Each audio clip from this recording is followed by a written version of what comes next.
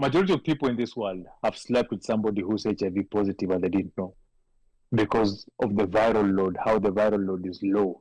And the viral load is low because of the antiretroviral medicine that these people are having.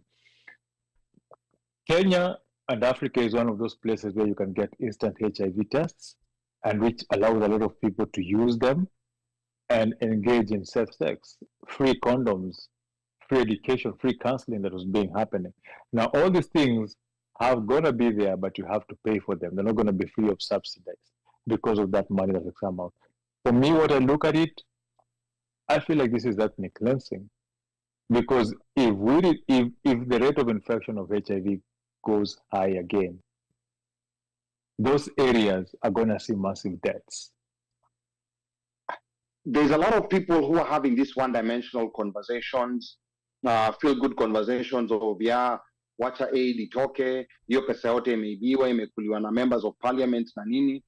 But then, and we're not saying there's no corruption, but then we're also looking at the overall impact of what has been happening.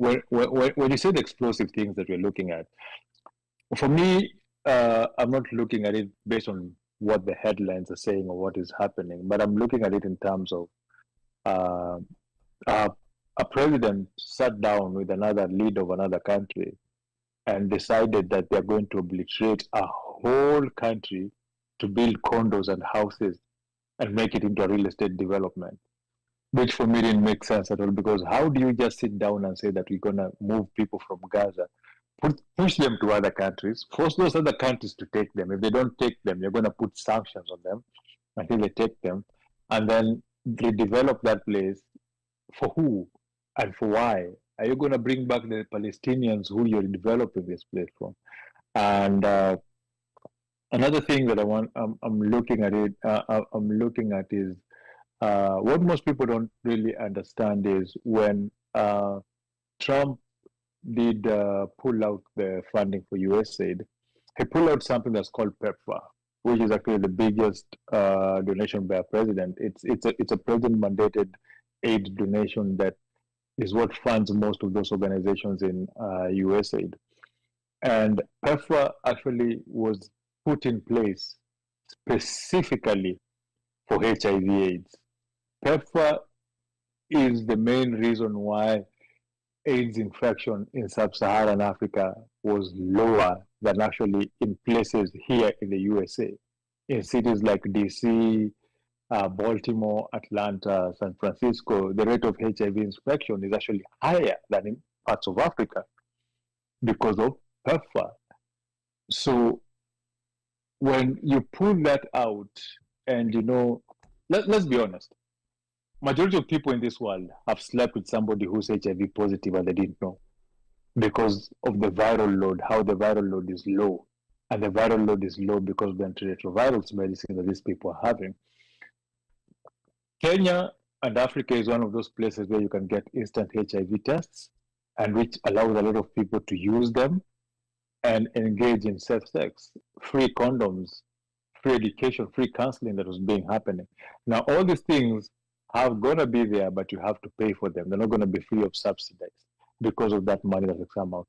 For me, what I look at it, I feel like this is ethnic cleansing, because if the rate of infection of HIV goes high again, those areas are going to see massive deaths. And Africa and Latin America and parts of Asia are some of the places with the highest population growth, the highest birth rates. Now we've increased the mortality rate in those areas because we've taken away a program that was keeping diseases from there.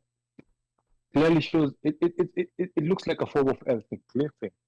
So for me, it's more of not looking at what headlines are coming out and what is blocked, what is not blocked, but looking down the line, how does it affect those areas that this funding has been pulled out? So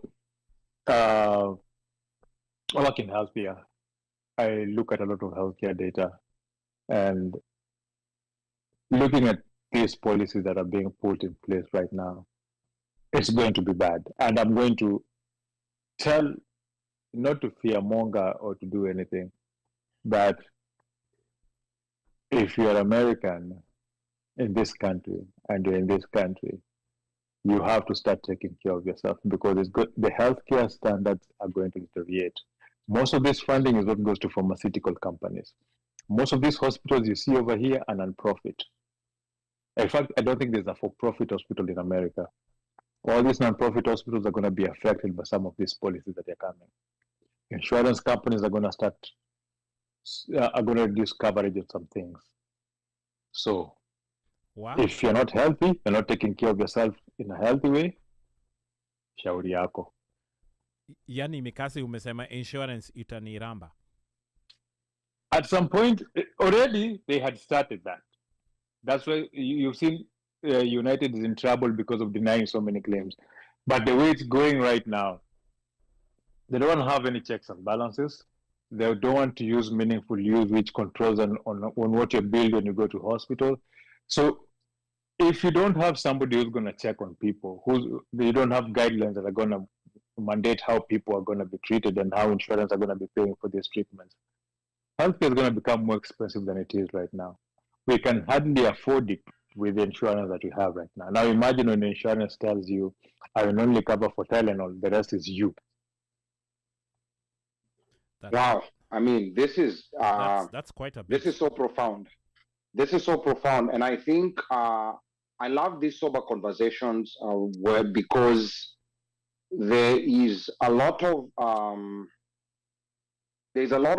I don't know how to express this, but there's a lot of politicization of this conversation.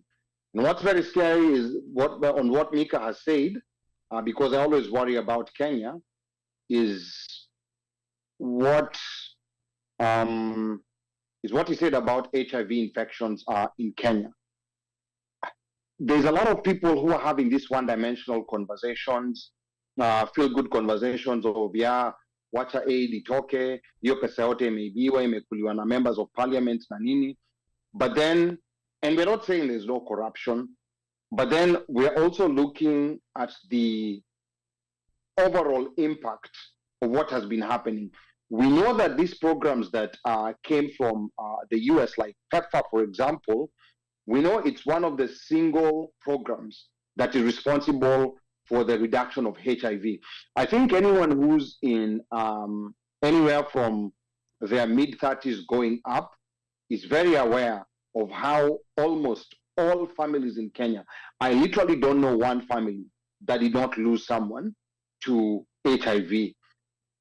So now there are these people who are shouting at the Ministry of Health should be taking care of that, or we should prepare. And yeah, maybe that's a fair argument, but one other thing that people are not looking at is the impact that it's going to have in the immediacy. Because once these antiretroviral drugs stop being distributed, and that very scary thought that Mika has brought out, that people are actually sleeping with people who are HIV positive, but they're not getting infected because of the weakening of that viral load. And this is something that people are not quite paying attention to. The other thing is also the way things are coming so fast here in the US. There are other things that are being gutted. And I like the fact that Mika talked about we need to look at what's in between the lines, or rather what is not being said on the media, because the media will report the explosive stuff, but people are not talking about how some of these health policies are going to start affecting the hospitals you go to, the non-profit hospitals that you go to, that are going to affect the cost of drugs, that are going to affect the cost of insurance premiums that you pay. And this will affect everybody across the board, Republicans or Democrats.